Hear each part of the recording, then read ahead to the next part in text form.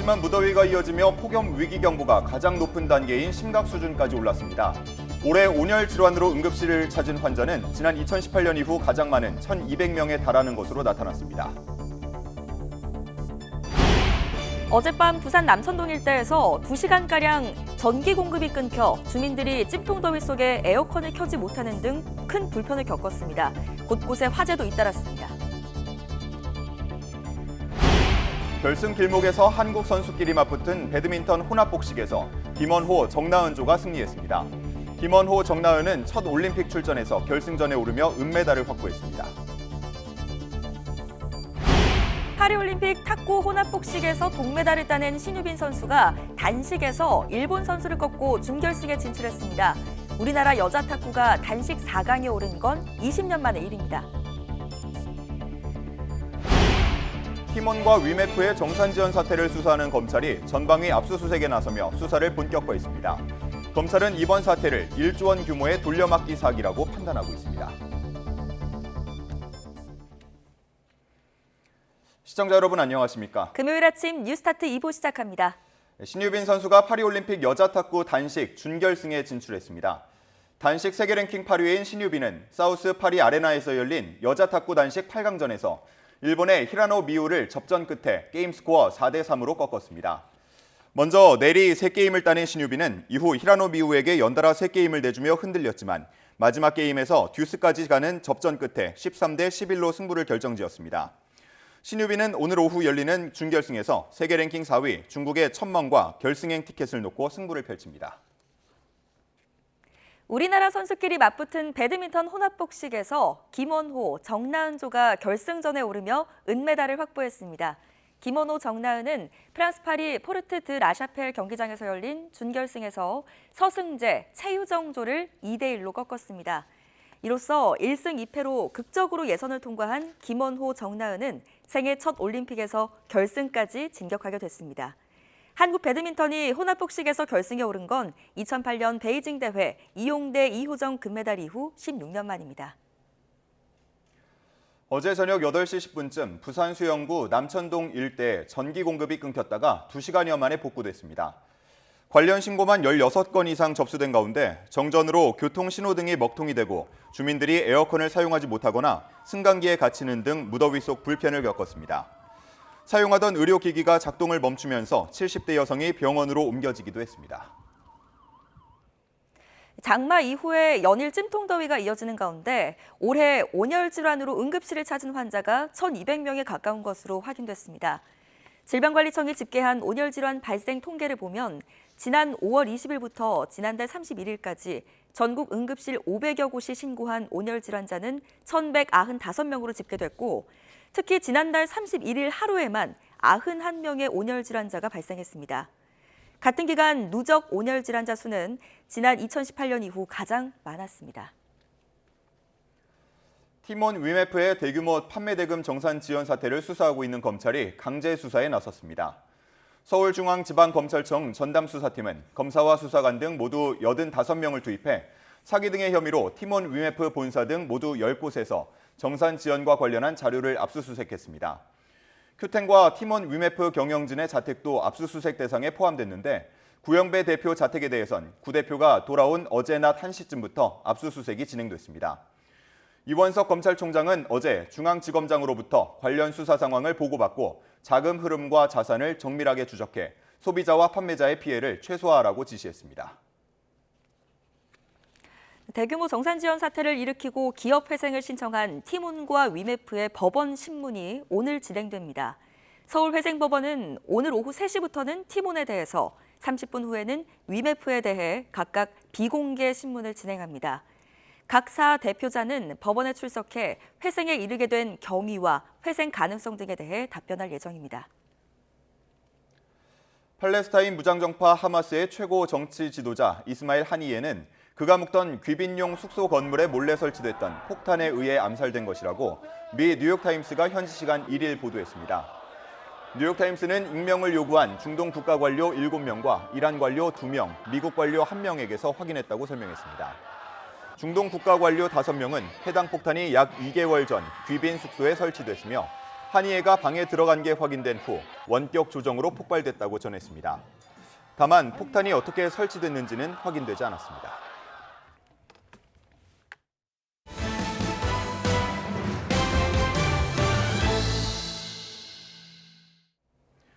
전국 180곳에 폭염 위기경보 심각 단계가 발령됐습니다. 서울의 열대야도 11일째 계속되고 있는데요. 앞으로 열흘 이상 더 이어질 것으로 예상됩니다. 정혜은 기자입니다.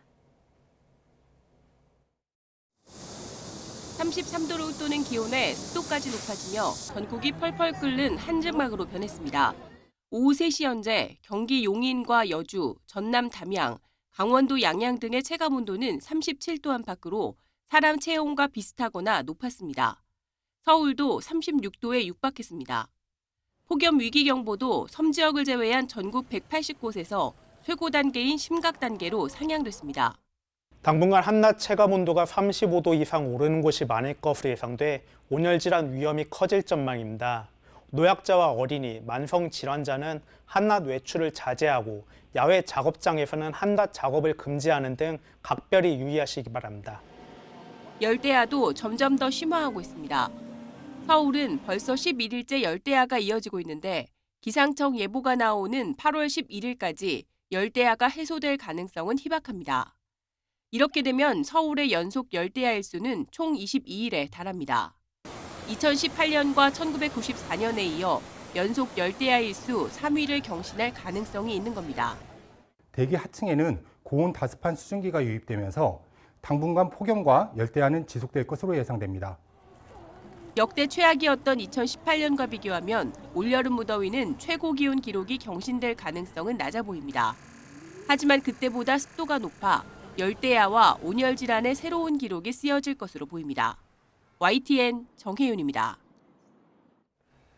장마가 끝난 뒤에도 폭염의 기세가 꺾이지 않으면서 열사병과 열탈진 등 온열 질환 환자가 급격히 늘고 있습니다. 네, 올해만 온열 질환으로 1,200명 가까이가 응급실을 찾았는데 자칫 심각한 인명피해까지 이어질 수 있는 만큼 각별한 주의가 필요합니다. 백종규 기자입니다. 며칠째 밤낮 없이 찜통더위가 이어지면서 정부는 폭염 위기경보 수준을 심각 단계로 상향했습니다. 심각 단계는 전국의 40% 지역에서 일 최고 체감 온도가 35도 이상이 3일 이상 이어질 때 발령됩니다.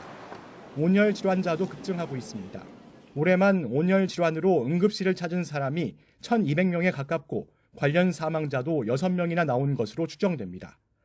앞으로도 역대급 무더위가 예상되면서 온열 질환자가 역대 최대치를 기록할 것이라는 우려가 나오는데 각별한 주의가 필요합니다. 올해 온열 질환자 발생 통계를 보면 야외 작업장과 논밭에서 발생한 온열 질환자가 전체의 절반에 가까웠는데 그만큼 더운 시간대 야외 활동을 자제하는 것이 가장 중요합니다. 또 물을 자주 마시고 야외 활동이 불가피할 경우 책 넓은 모자와 밝고 헐렁한 옷을 착용하면 예방에 도움이 됩니다. 폭염 속 야외 활동을 하다가 어지럼증과 두통, 메스꺼움 등이 느껴지고 증상이 회복되지 않으면 반드시 의료기관을 찾아야 합니다. 특히 체감온도 35도를 웃도는 폭염은 심뇌혈관 질환을 일으킬 위험이 있습니다. 혈전이나 혈관이 막히는 그런 위험이 증가하게 되는데요. 그렇기 때문에 높은 기온에서 장기간 활동하는 경우에는 뇌졸중 등의 심뇌혈관 질환 가능성이 증가합니다.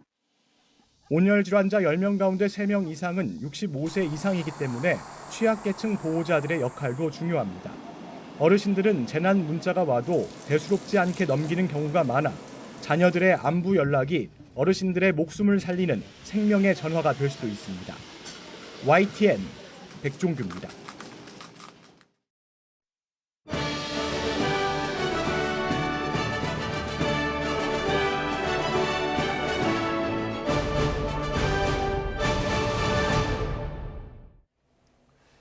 우리나라 선수끼리 맞붙은 배드민턴 혼합복식 준결승에서 김원호, 정나은조가 결승에 진출했습니다. 우리 선수들은 모두 사력을 다하며 결승전을 방불케 하는 명승부를 연출했습니다. 김동민 기자입니다. 혼합복식 준결승전은 끝까지 결과를 알 수 없는 박빙의 승부였습니다. 우리 선수들은 혼신의 힘을 다해 풀세트까지 가는 명승부를 벌였습니다. 상대 전적에서 절대 열세였던 김원호, 정나은조가 마지막 세트를 듀스 끝에 가져가며 결승에 올라갔습니다. 서승재, 최우정조는 동메달 결정전에 출전합니다. 김가은은 인도네시아 선수에게 아쉽게 패하면서 여자 단식에서는 안세영만 8강 경기에 나서게 됐습니다. 남자 복식 서승재, 강민혁조는 세계 2위 덴마크조에 아쉽게 역전패하며 4강 진출에 실패했습니다. 또 지난 도쿄올림픽에서 동메달을 따냈던 여자 복식 김소영, 공이용조도 말레이시아조에 패하며 8강에서 탈락했고, 여자 복식 세계 랭킹 2위 백하나 이소희조도 중국조에 패했습니다. 우리나라 여자 복식팀이 올림픽 시상대에 오르지 못하게 된 것은 2012년 런던 대회 이후 처음입니다. YTN 김동민입니다. 대한민국 복싱이 12년 만에 올림픽에서 메달을 확보했습니다. 이매지 선수는 프랑스 파리 노스파리 아레나에서 열린 여자 복싱 54kg급 준결승에서 콜롬비아 선수를 꺾고 4강에 올랐습니다. 올림픽 복싱 경기는 동메달 결정전을 치르지 않기 때문에 이매지는 한국 여자 복싱 선수로는 처음으로 올림픽 메달리스트로 이름을 올리게 됐습니다. 대한민국 복싱이 올림픽 메달을 따낸 건 지난 2012년 런던 올림픽에서 한순철이 획득한 은메달이 마지막이었습니다. 신유빈 선수가 파리올림픽 여자 탁구 단식 준결승에 진출했습니다. 단식 세계 랭킹 8위인 신유빈은 사우스 파리 아레나에서 열린 여자 탁구 단식 8강전에서 일본의 히라노 미우를 접전 끝에 게임 스코어 4대3으로 꺾었습니다. 먼저 내리 3게임을 따낸 신유빈은 이후 히라노 미우에게 연달아 3게임을 내주며 흔들렸지만 마지막 게임에서 듀스까지 가는 접전 끝에 13대11로 승부를 결정지었습니다. 신유빈은 오늘 오후 열리는 준결승에서 세계 랭킹 4위 중국의 천멍과 결승행 티켓을 놓고 승부를 펼칩니다. 신유빈 선수의 소감 직접 들어보겠습니다. 한 포인트씩 잘 준비하고 자신 있게 하다 보니까 이렇게 좋은 경기 결과가 나왔던 것 같고요.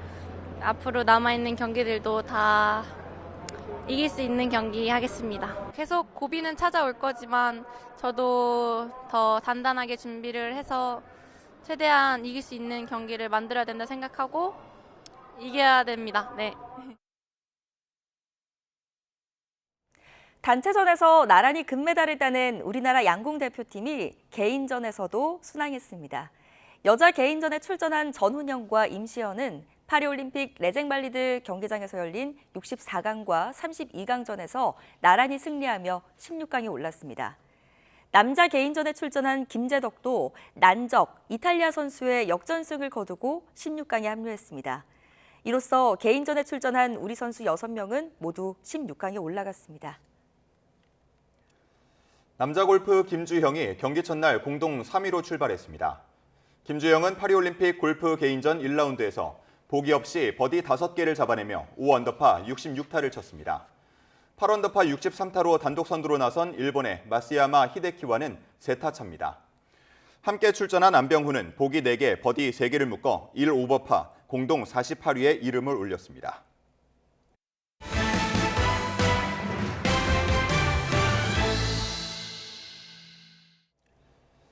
어젯밤 부산 수영구 남천동 일대에서 2시간가량 전력이 끊겨 시민들이 불편을 겪었습니다. 강원 원주시에서는 원룸 화재로 한 명이 숨졌습니다.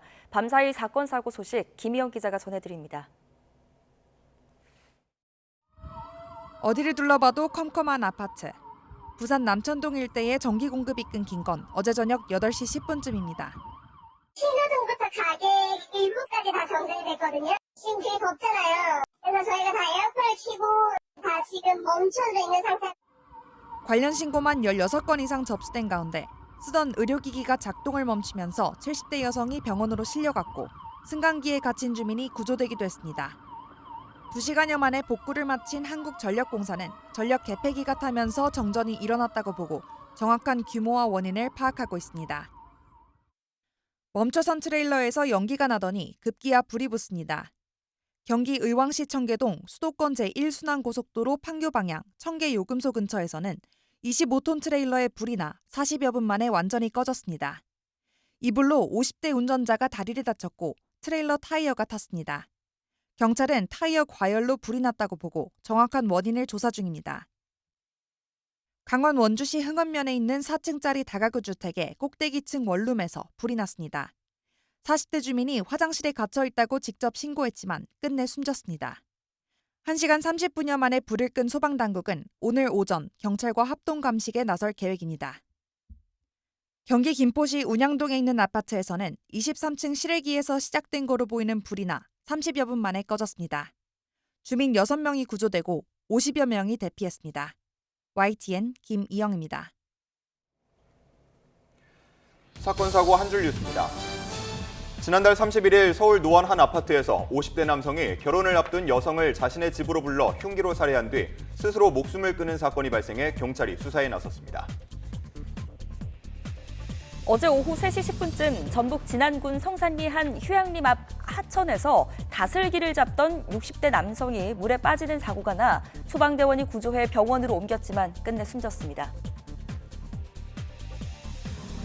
어제 낮 12시쯤 경기 고양시 향동동에 있는 교차로에서 경차와 충돌한 1톤 트럭이 길가 식당으로 돌진해 운전자 2명이 부상을 입었습니다.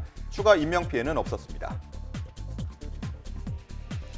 어제 오전 11시 50분쯤 인천 청라동에 있는 수도권 제2순환고속도로 북청란 아들목 근처를 달리던 승용차에서 불이 나 승용차가 모두 탔지만 인명피해는 없었습니다. 유튜버 찌양에 대한 공갈 방조 등의 혐의를 받는 유튜버 카라큘라와 찌양 전 남자친구의 변호사 최모 씨가 오늘 구속심사를 받습니다. 이들의 구속 여부는 이르면 오늘 밤 결정됩니다. 지난해 10월 전남 여수의 야외 주차장에서 연인의 얼굴과 머리를 20번 넘게 때리고 발로 걷어찬 혐의로 구속된 스포츠 트레이너 황철순 씨가 법원에 보석을 신청했지만 기각됐습니다. 2022년 5월부터 2년가량 의료용 마약류를 지인이나 가족의 명의로 대리 처방받아 복용한 혐의를 받는 치과 대표 원장 40대 남성 주모 씨가 검찰에 넘겨졌습니다. 지금까지 한 줄 뉴스였습니다. 일본도로 이웃 주민을 살해한 남성이 구속됐습니다. 영장심사를 위해 법원에 출석한 이 남성은 피해자에게 죄송한 마음이 없다 이렇게 말했습니다. 경찰은 도검에 대한 긴급 전수조사에 나섰습니다. 배민혁 기자입니다. 경찰 호송 차량에서 하얀 상의에 검은 모자를 쓴 남성이 내립니다. 얼마 전 일본도로 이웃 주민을 살해한 30대 남성 A씨가 구속영장 심사를 위해 법원에 출석한 겁니다. 범행 동기 등을 묻는 취재진의 질문에는 피해자가 자신을 미행해서 범행했다고 대답했습니다. 마약 검사를 거부한 것은 스파이 때문이라는 등 종잡을 수 없는 말을 이어갔습니다. 범행에 대해선 뉘우치는 기색조차 없어 보입니다. 피해자에 대해 죄송하냐는 질문에 없다고 짧게 답했습니다. 피해자 유족들한테 하실 말씀 없으십니까? 피해자가 미행한다고 생각해서 범행하신 건가요? 네. 평소에도 도검 소지하고 다니셨나요? 아닙니다. 직장에서 들어와 있었던 게 사실인가요? 아닙니다. 마약 검사는 왜 거부하신 겁니까? 조선 스파이들 때문에 안 했습니다. 피해자에게 죄송한 마음 있습니까? 없습니다.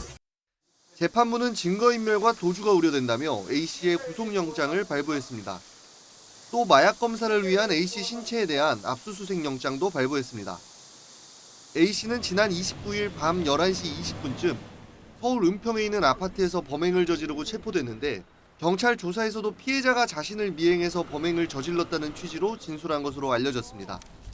이해하기 어려운 범행 동기를 주장하는 A씨가 지난 1월 무리 없이 도검 소지 허가를 받은 것이 알려지며 도검 관리 체계가 허술한 것 아니냐는 지적이 이어졌습니다. 그러자 경찰은 이번 살인사건에 대응한다며 도검 8만여 정에 대한 긴급 전수점검에 나섰습니다. 이미 허가받은 소지자들이 범죄를 저지르는 등 점검에서 위험성이 판단되면 허가를 취소할 방침입니다. 또 신규 소지 허가 시 경찰서 담당자가 신청자를 직접 면담하는 등 절차를 강화하겠다고 밝혔습니다. YTN 배민혁입니다. 대전경찰청은 2~3살 된 영유아들을 학대하고 방임한 혐의로 50대와 40대 어린이집 교사 2명을 불구속 입건해 조사하고 있다고 밝혔습니다. 이들은 지난 5월 대전 유성구에 있는 가정어린이집에서 근무하며 2~3살 된 원아들을 오랜 시간 내버려 두거나 바닥과 이불 위로 던진 혐의를 받고 있습니다. 지금까지 학부모 3명이 어린이집 CCTV에서 학대 의심 장면을 확인해서 경찰에 신고했습니다. 해당 어린이집은 원아 전원이 퇴소하고 폐원 신고가 된 것으로 알려졌습니다. 경찰은 2달치 어린이집 CCTV를 확보해서 피해 아동이 더 있는지 등을 확인하고 있다고 말했습니다. 연일 습도 높은 찜통더위가 이어지면서 밤사이에도 열대야가 기승을 부리고 있습니다. 네, 오늘 더위 속에 중부에는 비가, 남부에는 소나기가 내린다는 예보인데요. 자세한 날씨 알아보겠습니다. 원희다 캐스터. 네, 기상센터입니다. 네, 요즘은 밤에도 많이 더운데요. 열대야가 점점 심해지고 있다고요? 네, 덥고 습한 공기가 지속적으로 유입되면서 지난 밤 사이에도 열기가 식지 못했습니다. 전국 대부분 지역에 폭염 경보가 내려진 가운데 곳곳에서 열흘 넘게 열대야가 이어지고 있는데요. 현재 서울 기온은 28.3도로 12일째 열대야가 나타나고 있고요. 체감 온도는 30.6도로 초열대야에 버금가는 수준입니다. 강릉은 아침부터 30도를 웃돌며 초열대야가 나타나고 있습니다. 한낮에는 기온이 더 폭발적으로 오르겠습니다. 서울은 비가 내리며 체감 온도가 35도 안팎까지 오르겠고요. 광주 35도, 강릉 36도, 대구 37도까지 크게 치솟겠습니다. 뜨거워진 날씨에 폭염 위기경보 심각 단계가 발령 중입니다. 따라서 온열 질환 위험이 커지고 있는데요. 야외 활동하실 때는 목이 마르지 않더라도 수분 섭취 자주 해주시고요. 그늘에서 휴식도 틈틈이 취해주시기 바랍니다. 네, 오늘 더위 속에 비와 소나기 소식도 있던데 날이 무척이나 후텁지근하겠네요. 네, 비와 소나기가 더위를 식혀주면 좋겠지만 오히려 습도만 잔뜩 높이겠습니다. 비는 아침에 경기 북부와 영서 북부에서 시작돼 점차 서울 등 그 밖의 중서부 지방으로 확대되겠고요. 오후에는 대부분 그치겠습니다. 그 사이 예상되는 비의 양은 5에서 40mm, 경기 북부는 60mm 이상이 되겠습니다. 남부와 제주도에는 오후 한때 요란한 소나기가 지나겠습니다. 이번 주말과 휴일에는 구름만 다소 지나겠지만 곳곳에 대기 불안정으로 인한 소나기 소식이 있고요. 열대야와 찜통더위는 다음 주까지도 길게 이어질 전망입니다. 날씨였습니다.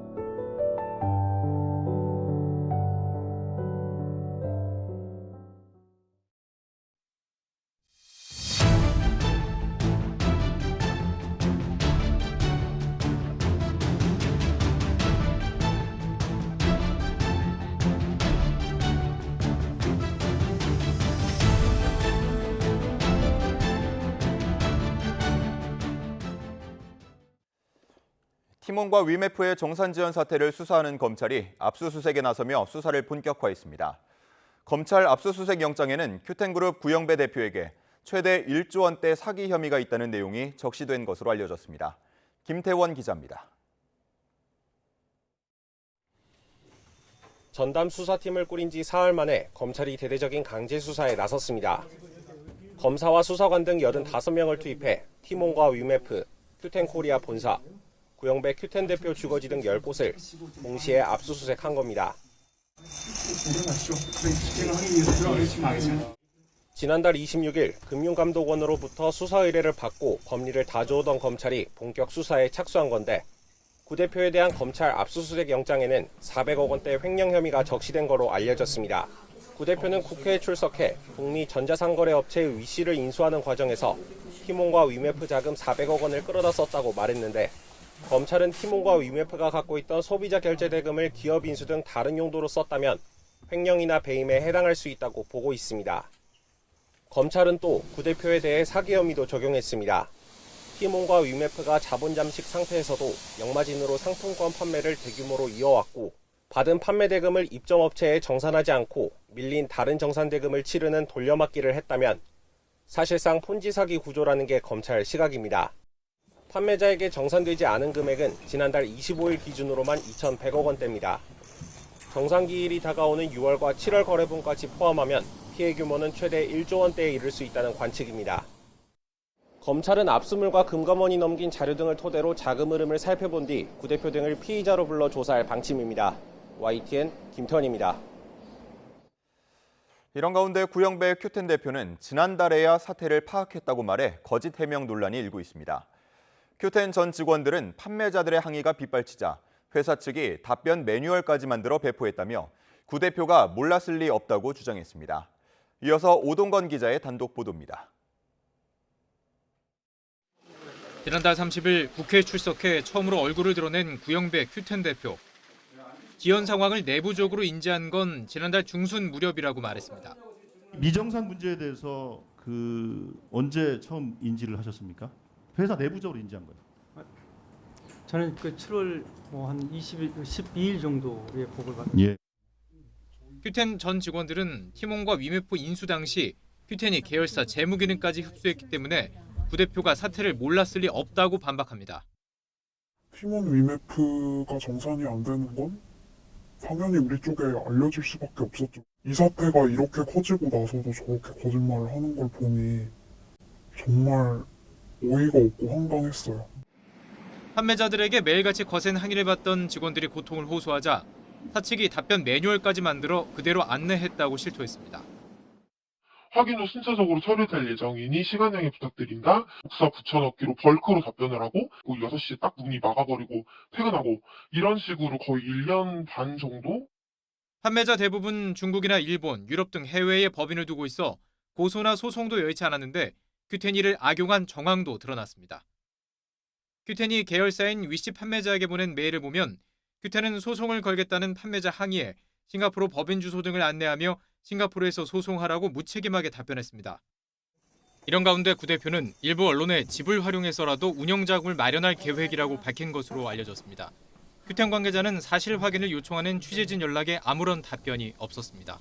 YTN 오동건입니다.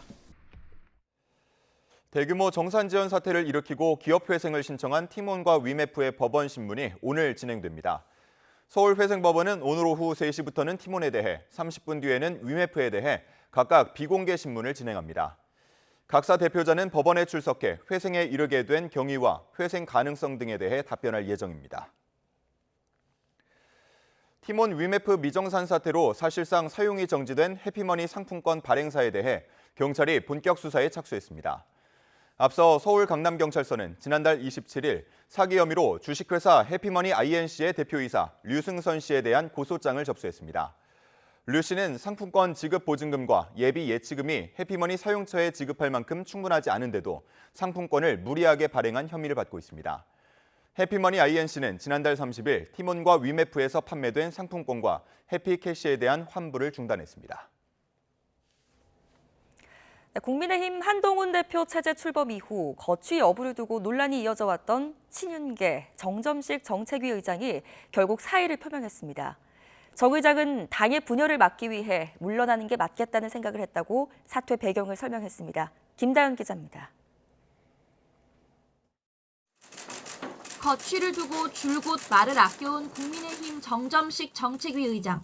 기자 간담회를 자처해 사의의 뜻을 밝혔습니다. 추경호 원내대표와 많은 의견을 나눴고 당의 분열을 막아야 한다고 생각했다며 결심 이유를 전했습니다. 결국은 당의 화합과 그리고 2년 뒤의 시선 승리, 대선 승리가 아니겠느냐라는 측면을 고려해서 오늘 원내대표와 많은 의견 교환을 거쳐서 사퇴를 결심하게 된 겁니다. 이어 당원상 본인의 임기는 1년이고 누구로부터 거취에 관해 이야기를 들어본 적이 없다며 일각에서 제기한 대통령실과의 교감설에 선을 그었습니다. 그동안 친한동훈계를 중심으로 새 지도부 출범과 변화를 명분으로 친윤계 정 의장의 사퇴를 촉구하는 목소리가 이어졌습니다. 침묵이 길어지자 사무총장이 직접 나서 당직자 일괄 사퇴를 공개적으로 거론했고 박정아 당대표 비서실장 역시 새 출발이 늦어져선 안 된다며 결단 필요성을 거듭 부각했습니다. 여기에 한 대표까지 인선은 당대표 권한이라며 공개적으로 사퇴를 요구한 점이 결심의 주요 배경으로 작용했을 거란 관측입니다. 인선은 당대표 권한이죠. 변화하는 모습을 신속히 보여달라는 지난 전당대회에서의 당신과 인심을 따르지 않을 수 없습니다. 나아가 친한계가 띄운 교체론과 친윤계를 중심으로 한 유입론이 맞서는 상황에서 계파 갈등 구도로 인한 정치적 부담 역시 사퇴 결심의 주요 요인으로 꼽힙니다. 정 의장의 사퇴로 급한 불은 껐지만 후임자 선정 등을 두고 갈등의 불씨가 완벽히 꺼지지는 않은 상황. 원내대표와의 호흡은 물론 의원총회 추인 등을 거쳐야 하는 정책위 의장 자리인 만큼 당내 다양한 의견 수렴을 통한 적임자 발탁이 과제로 거론됩니다. YTN 김다현입니다. 더불어민주당을 비롯한 야당이 예고했던 대로 이진숙 방송통신위원장 탄핵안을 발의했습니다. 국민의힘은 탄핵 중독이라고 비판했지만 야당은 국정조사도 추진하겠다고 날을 세웠습니다. 이준엽 기자의 보도입니다. 민주당과 조국혁신당 등 6개 야당이 이진숙 방송통신위원장 탄핵안을 당론으로 공동 발의했습니다. 5인 합의제 행정기구인 방통위에서 2인 의결을 했고 기피 신청을 스스로 기각한 점 등이 파면할 만한 위법행위라고 주장했습니다. 공영방송 장악을 멈출 생각이 없는 윤석열 정권에 엄중한 경고를 전달하기 위해 국회가 이진숙 위원장의 탄핵에 나서는 것이다. 국민의힘은 임명 하루 만에 탄핵당할 만큼 나쁜 짓을 저지르는 게 가능하냐며 야당이 탄핵을 희화화하고 있다고 반발했습니다. 국정 테러, 습관성 탄핵 중독이라고 강도 높게 비판했습니다. 국회에 접수된 탄핵 안건을 보니까요. 18건이 넘었습니다. 습관성 탄핵을 넘어 탄핵 중독 아닙니까? 본회의에 보고된 탄핵안은 이변이 없는 한 오늘 가결될 것으로 보입니다. 이동관, 김홍일 전 위원장과 이상인 전 직무대행에 이은 4연속 방통위 수장 탄핵이지만 일각에서는 실효성이 떨어진다는 지적도 제기됩니다. 이미 공영방송 이사 선임이 끝난 데다 임기 하루 만에 밀어붙인 탄핵이 헌법재판소에서 각화되면 역풍이 불 수 있다는 우려 때문입니다. 내가 헌법재판소라 그러면 3일 만에 각하 때릴 수도 있다. 그럼 이진숙 그 위원장이 오히려 날개 다는 거다. 왜 그렇게 민주당은 자꾸 바늘허리에 실명을 쓰려고 하느냐.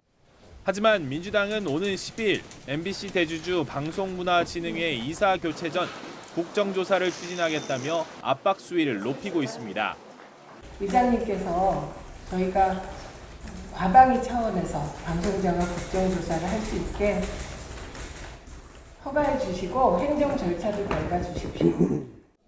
전임자들과 달리 이진숙 위원장은 끝까지 버틸 거라는 관측도 나오는데 윤석열 대통령은 이 위원장에게 임명장을 수여하며 고생이 많다고 격려했습니다. 탄핵안이 가결되면 이 위원장은 곧바로 직무가 정지되고 방통위 역시 당분간 파행이 불가피할 것으로 보입니다. YTN 이준엽입니다. 민주당 등 야권이 추진하고 있는 전국민 25만 원 지원을 골자로 하는 민생회복 지원금법에 대한 무제한 토론 필리버스터가 이틀째 이어집니다. 여야 의원들이 차례로 찬반 토론을 진행하는 가운데 민주당은 토론 시작 24시간이 경과하는 오늘 오후 표결을 거쳐서 필리버스터를 강제로 종료시킨 뒤 법안을 처리한다는 방침입니다. 이후 노동조합의 쟁의 행위에 대한 사측의 손해배상 청구를 제한하는 내용의 노란봉투법이 상정되면 국민의힘은 다시 필리버스터에 돌입한다는 계획입니다. 가상화폐 테라 루나 폭락 사태의 핵심 인물이죠. 권도영이 한국으로 송환될 가능성이 커졌습니다. 미국 행위냐 한국 행위냐 판단이 수차례 엇갈린 끝에 몬테네그로 법원은 권 씨의 한국행 판결을 확정했습니다. 이경아 기자입니다.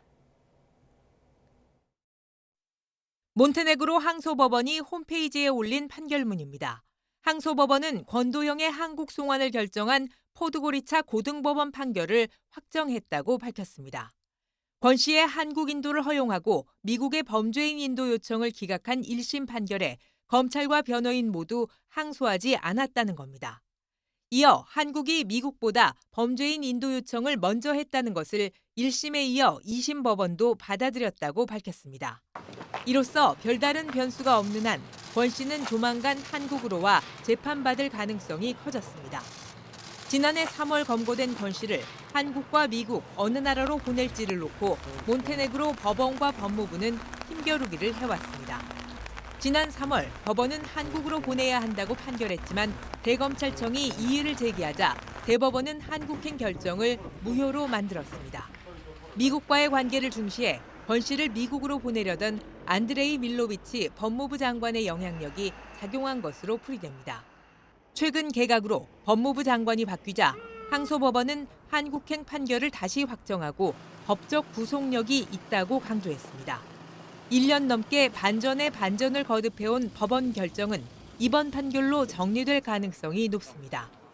권 씨는 테라 루나 폭락 사태 직전인 지난 2022년 4월 잠적한 뒤 지난해 3월 몬테네그로 공항에서 붙잡혔습니다. 아랍에미리트 두바이로 가려다 위조 여권이 들통나 11개월의 도피 생활이 끝난 겁니다. 위조 여권 사용 혐의로 징역 4개월을 선고받은 권 씨는 지난 3월 형기를 마치고 출소해 현지 외국인 수용소에 머물고 있습니다. YTN 이경아입니다. 오늘의 주요 경제 일정입니다. 통계청이 지난달 소비자 물가 동향을 발표합니다. 소비자 물가는 4월부터 6월까지 석 달째 2%대에 머물며 안정된 모습을 나타냈지만 지난달엔 기상이변 등으로 반등할 것이라는 전망이 나오고 있습니다. 해양수산부가 내일부터 9일까지 온누리 상품권 환급 행사를 벌입니다. 여름철 수산물 소비 촉진을 위해 전국 54개 시장에서 수산물 구매 금액의 최대 30%까지 온누리 상품권으로 환급을 해줍니다. 스타벅스가 오늘부터 음료 가격을 조정합니다. 카페 아메리카노 톨 사이즈 가격은 4,500원으로 유지되고 쇼 사이즈는 300원 내리지만 그란데와 벤티 사이즈는 각각 300원과 600원씩 오릅니다.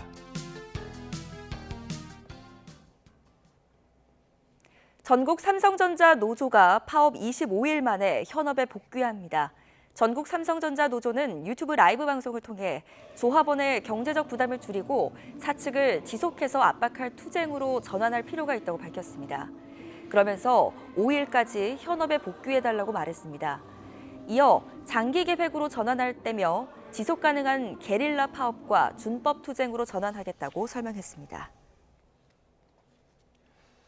우리 경제를 떠받치는 수출이 10개월 연속 증가세를 이어갔는데요. 이번에도 반도체가 큰 힘이 됐습니다. 정부는 이런 기세를 몰아서 올해 역대 최대 실적을 달성하겠다는 계획입니다. 최하영 기자입니다. 반도체 호황에 올해 2분기 역대급 실적을 쓴 삼성전자와 SK하이닉스. 돌아온 반도체 황금기에 지난달 우리나라 수출도 14% 가까이 늘었습니다. 10개월 연속 반가운 소식입니다. 효자 반도체 수출은 112억 달러로 50% 넘게 증가했습니다. 4개월 연속 50%대 성장이자 9개월 연속 상승세입니다. 하반기 전망도 밝습니다. 반도체가 주로 많이 쓰이는 AI 서버라든지 그다음에 AI를 탑재한 PC, 모바일 등 그런 전방 산업의 수요가 크게 늘어날 것으로 보고 있고 양적인 측면 그리고 가격적인 측면에서 모두 다 좋기 때문에 다만 수출 쌍두마차인 자동차는 업계가 여름 휴가에 들어가면서 9.1% 감소했습니다. 여기에 중국과 미국 시장 수출도 호실적에 한몫했습니다. 중국 수출은 21개월 만에 최대 실적을 냈고 미국 수출은 1년째 월별 최대 실적을 새로 쓰고 있습니다. 지난달 수입은 에너지 수입이 확대되면서 지난해 같은 기간보다 10.5% 늘어난 539억 달러로 집계됐습니다. 무역 수지는 36억 달러 흑자로 14개월 연속 흑자 행진입니다. 올해 들어 누적 흑자는 267억 달러로 6년 만에 최대치입니다. 하반기에도 출발이 좋은 만큼 올해 역대 최대 수출 실적 달성에도 한 걸음 더 가까워졌습니다. YTN 최하영입니다. 미국 연방준비제도가 기준금리를 동결하면서 오는 9월 금리 인하 가능성을 열어뒀습니다. 시장이 반색하면서 주가와 원화 가격은 모두 올랐습니다. 이형원 기자입니다. 9월 금리 인하를 100% 확신했던 시장은 제롬 파월 연방준비제도 의장 발언에 환호했습니다. 대형 기술주를 중심으로 뉴욕 증시가 급등한 겁니다. 9월 금리 인하의 가능성에 대해서 약간 직접적으로 밝혔다는 데에서 굉장히 시장이라든지 다른 쪽에서 굉장히 환영하는 분위기다라고. 미국발 훈풍에 우리 시장도 들썩였습니다. 코스피와 코스닥 모두 상승 마감했고 원화값도 올라 원달러 환율은 10원 넘게 내렸습니다. 투자 심리가 살아나면서 위험 자산 선호가 짙어진 결과입니다. 다만 주가 오름폭이 크지는 않았습니다. 트럼프 리스크가 있고 캐리 트레이드 정산 이런 요인들 때문에 자금이 이렇게 적극적으로 예전처럼 들어오지는 않는다. 정부도 중동 불안과 미국 대선 등 불확실성이 커지고 있다며 변동성이 확대될 수 있다고 우려했습니다. 특히 한국은행은 이 같은 대외 변수에 따른 원달러 환율 움직임을 주시하고 있습니다. 이에 미국이 오는 9월 금리를 내린 이후에야 우리도 인하 시기를 결정할 것으로 보입니다. 10월 기대감이 커지는 가운데 집값과 가계대출 오름세 등 국내 변수에 따라 인하 시점은 더 미뤄질 수도 있습니다. YTN 이영훈입니다.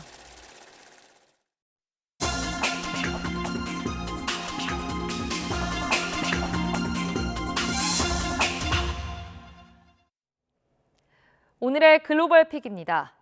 일본도 전국 곳곳에서 연일 40도에 육박하는 무더위가 이어지며 열사병 환자가 속출하고 있습니다. 일본 관측사상 126년 만에 최고 더위를 기록하고 있는 건데요. 강한 햇살을 피하기 위한 양산 판매와 수리도 급증하고 있습니다. 도쿄에서 김세호 특파원의 보도입니다.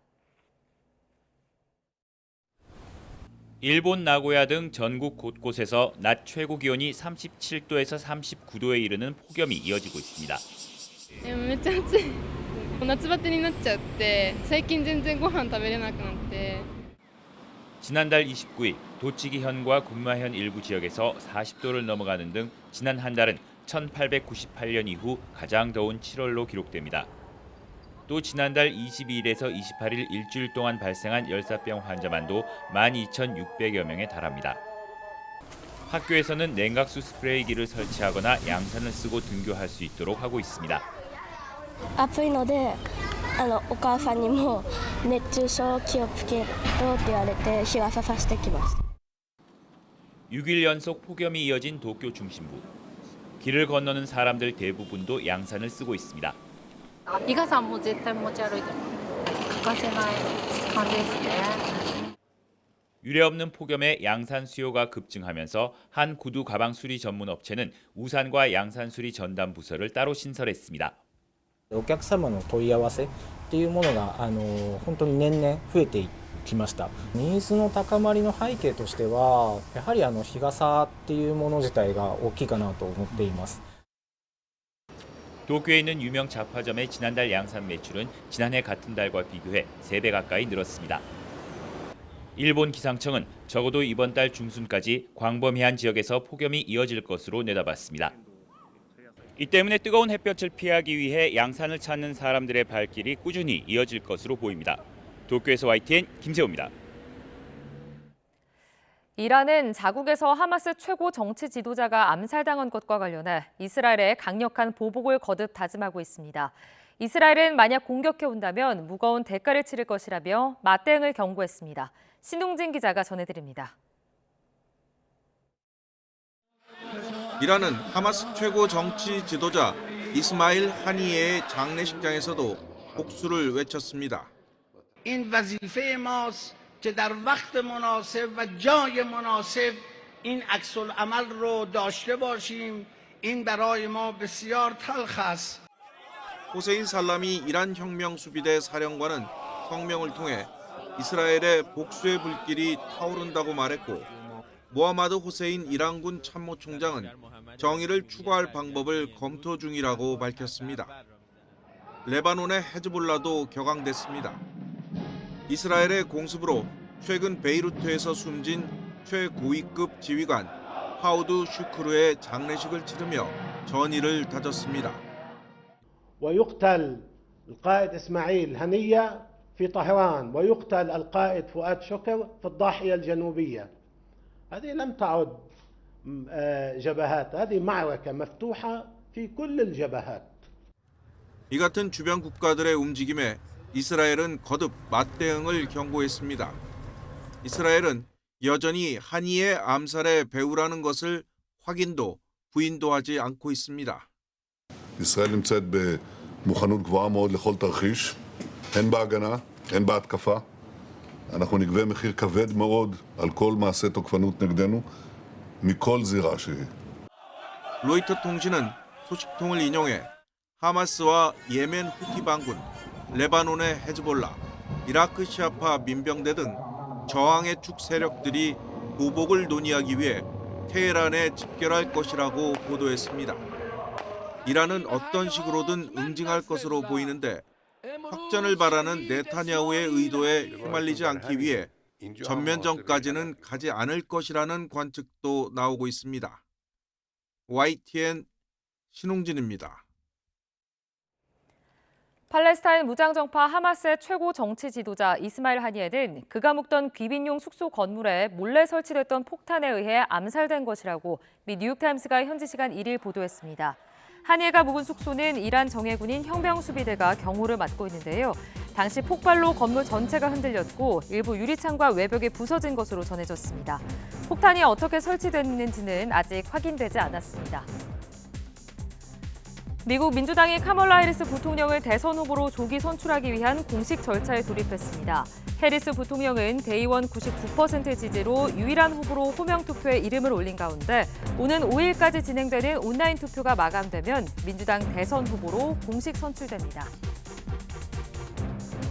중국, 러시아, 북한이 핵무장을 계속 강화하면 미국도 핵무기를 더 배치하는 등 전략 태세를 조정할 수 있다고 미국 국방부 당국자가 경고했습니다.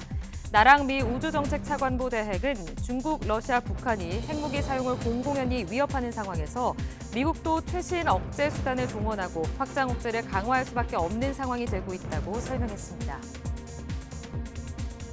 미국 노동부는 지난주 신규 실업수당 청구 건수가 24만 9천 건으로 전주보다 14,000건 증가했다고 밝혔습니다. 이는 지난해 8월 첫째 주 이후 거의 1년 만에 가장 많은 건수인데요. 다우존스가 집계한 전문가 전망치 23만 5천 건도 웃돌았습니다. 영국 중앙은행인 잉글랜드 은행이 기준금리를 연 5%로 0.25%포인트 인하했습니다. 현지 시간 1일 열린 잉글랜드 은행 통화정책위원회에서는 위원 9명 중 5명이 0.25%포인트 인하에 찬성했습니다. 최근 영국 기준금리는 2008년 4월에 연 5.25% 이후 16년 만에 최고 수준이었습니다. 인도 남부에서 폭우로 발생한 대형 산사태로 인한 사망자가 300명에 육박하고 있습니다.